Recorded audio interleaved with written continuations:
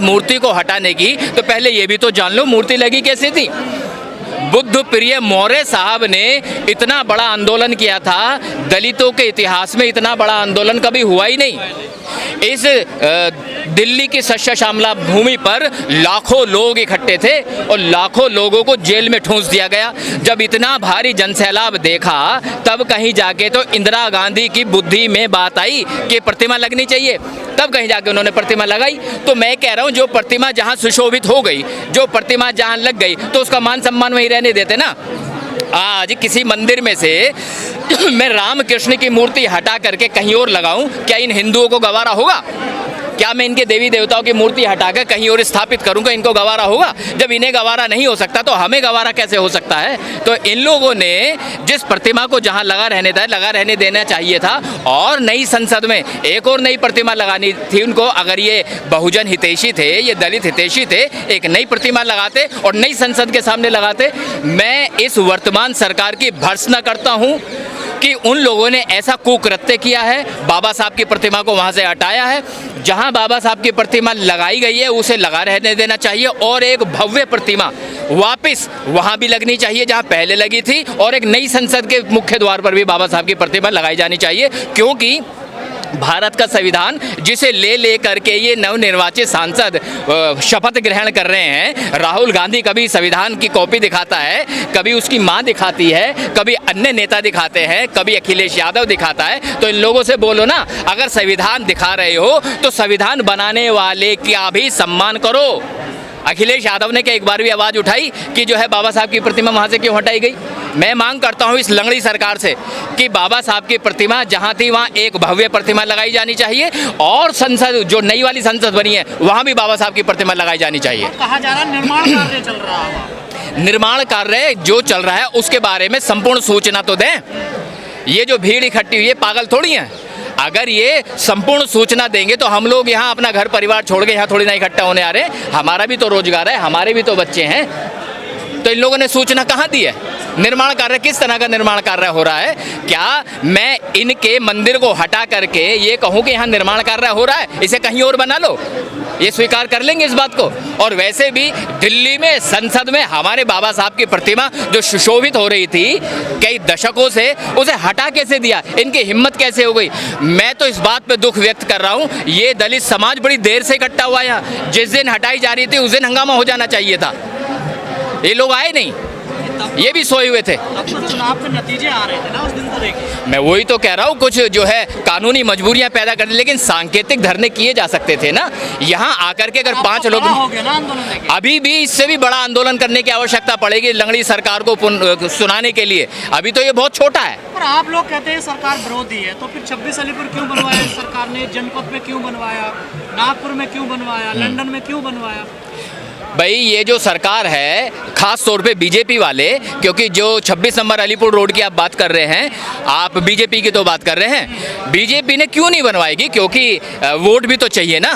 पूरे देश में क्या जनसंख्या कम है? हमारी बहुत भारी जनसंख्या है।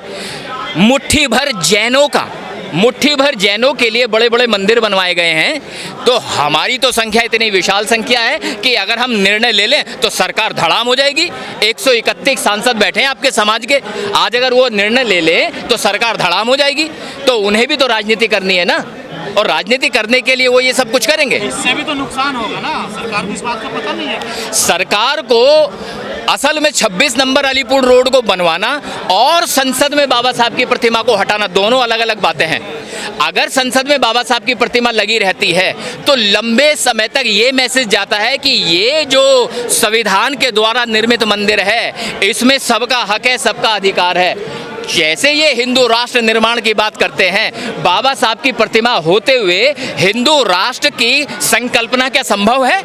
हिंदू राष्ट्र का निर्माण करने की संकल्पना संभव बिल्कुल भी नहीं है। लंगड़ी सरकार होने के बावजूद भी अब तो सब भूल गए, आप संविधान बदलने की बात भी नहीं कर रहे हैं। अभी तो संविधान बदलने की बात इसलिए नहीं करने ना, 240 पर रुक गए हैं। अगर इनके बहुमत आ जाते तो ये तो अड़ियल है ना भाई साहब, ये नहीं रुकेंगे। अभी भी देख लीजिएगा, इन्होंने स्पीकर अगर अपना बनवा लिया, अगर इनका स्पीकर अपना बन गया तो यकीन जानिए सबसे पहले तो ये अन्य राजनीतिक दलों को तोड़ेंगे फोड़ेंगे और 240 को बढ़ा के कहले करेंगे 272। जैसे 272 हो जाएंगे फिर ही अपनी मनमर्जी फिर चलाएंगे। मोदी जी ने कहा सभी की सहमति से चलाएंगे। सभी की सहमति से चलाएं तो बहुत ही अच्छी बात है, लेकिन इनके ऊपर विश्वास नहीं है क्योंकि इन्हीं की सरकार में पदोन्नति में आरक्षण को समाप्त कर दिया गया। इन्हीं की सरकार में निजीकरण को बढ़ावा दे करके आरक्षण को समाप्त करने की कोशिश की गई। इन्हीं की सरकार में हमारे सरकारी विभागों को या सरकारी कंपनियों को बेच दिया गया। 3,500 से ज़्यादा कंपनियां बेच दी हैं इन लोगों ने। तो इन पर विश्वास कैसे किया जा सकता है? ये विश्वासहीन लोग हैं, इन पर भरोसा नहीं हो सकता। विश्वास तो दूसरे वालों पर भी नहीं किया जा सकता, जैसे आपने कहा संविधान लेके जो घूम रहे हैं। हाँ, बिल्कुल सही कहा, क्योंकि इस देश के जो आधार है वो जातिगत है। जब तक मनुवाद सिंडिकेट बनेगा, चाहे वो बीजेपी के रूप में हो या कांग्रेस के रूप में हो, तब तक आपको न्याय मिल ही नहीं सकता। मान्यवर साहब काशीराम मूर्ख थोड़े थे, उन्होंने अपना एक राजनीतिक परिपाटी तैयार की थी क्योंकि उन्हें पता था ना तो बीजेपी के साथ जाकर के उन्हें कुछ मिलेगा ना कांग्रेस के साथ जाकर के कुछ मिलेगा। इसीलिए तो उन्होंने नई परिपाटी तैयार की। हमारे जो दलित भाई हैं उन्हें अगर नहीं समझ में आ रहा तो ये उनकी मूर्खता है। लेकिन हाँ, यकीन जानिएगा वक्त फिर बदलेगा, वक्त फिर से करवट लेगा और बहुजन ताकतें फिर से एकजुट होंगी। ऐसी खबरें आ रही है कि संसद के पिछले हिस्से में लगाने की बात चल रही है। हाँ, पिछले हिस्से में लगाने की बात चल रही है। वो कह रहे कि वो अन्य महापुरुषों के साथ लगाई जाएगी। मैंने कहा ठीक है, अन्य महापुरुषों के साथ लगाओ, तो जो जहां लगी थी उसे लगे रहने देते। एक नई प्रतिमा खरीदी जा सकती थी। सरकार के पास फंड की कमी थोड़ी है, सरकार के पास तो बहुत फंड है। सरकार एक प्रतिमा और ला सकती थी, पर उसने किया नहीं।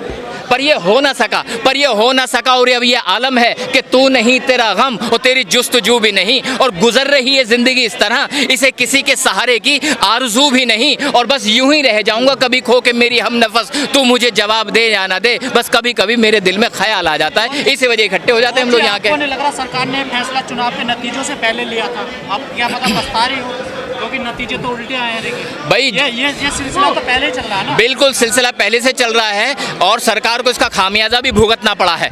नहीं तो वो बहुमत पार, वो तो 400 पार की बात कर रहे थे भाई साहब। तो अगर बहुजनों को छेड़ोगे, बहुजनों के नाग की पूंछ पे पैर रखोगे तो डसेगा आगे, छोड़ेगा नहीं। वो जमाने चले गए जब मियाँ जुम्मन फाख्ता उड़ाया करते थे, अब फाख्ता नहीं उड़ाए जाएंगे।